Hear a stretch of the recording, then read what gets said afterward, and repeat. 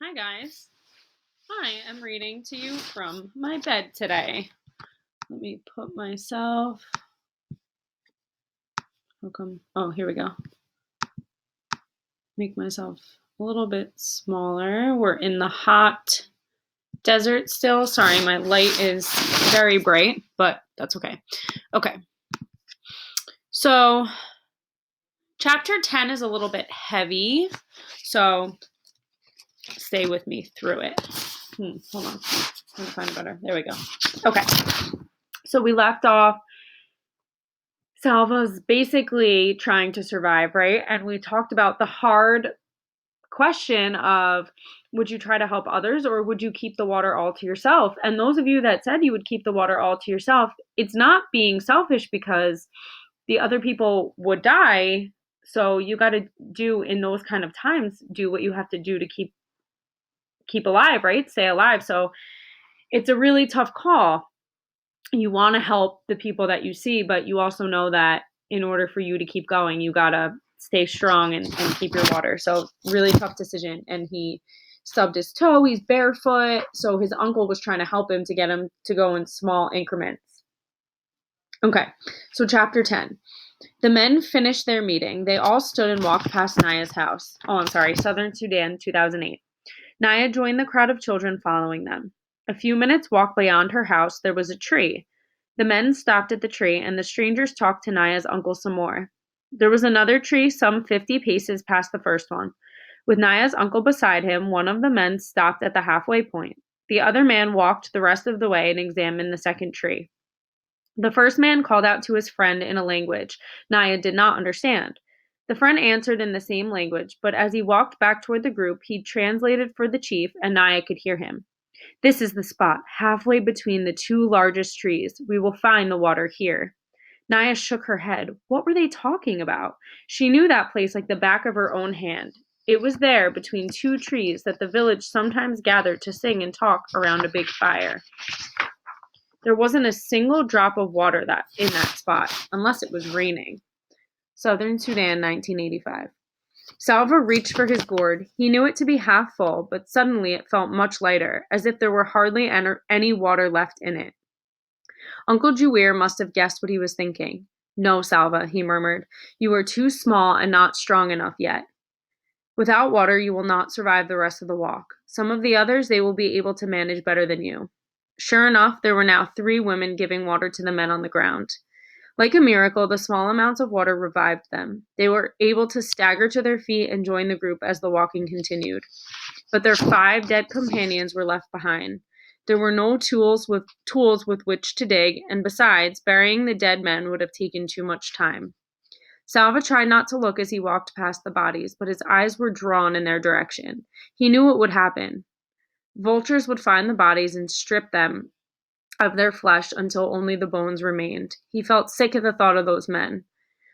If he were older and stronger, would he have given water to those men, or would he, like most of the group, have kept his water for himself? So again, there's that really hard internal struggle he's having.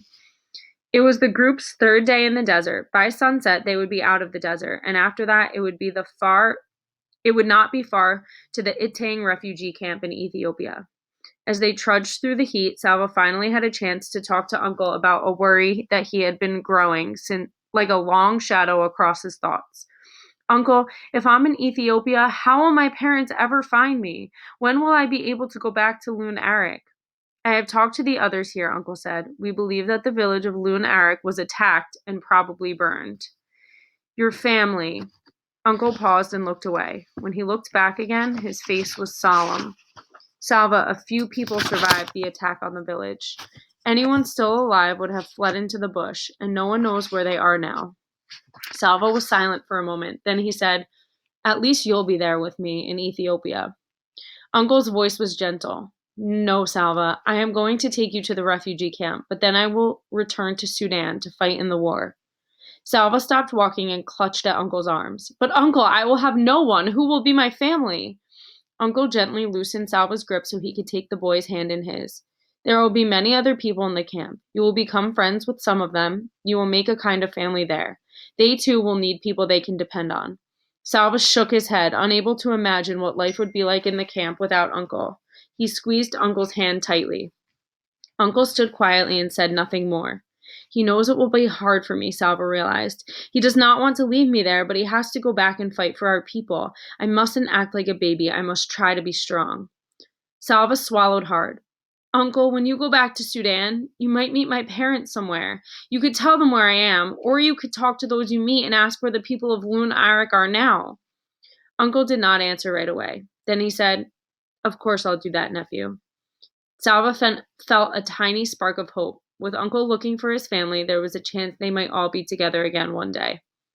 No one in the group had eaten anything for 2 days. Their water was nearly gone. Only the vision of leaving the desert kept them moving through the heat and the dust. Early that afternoon, they came across the first evidence that the desert was receding, a few stunted trees near a shallow pool of muddy water.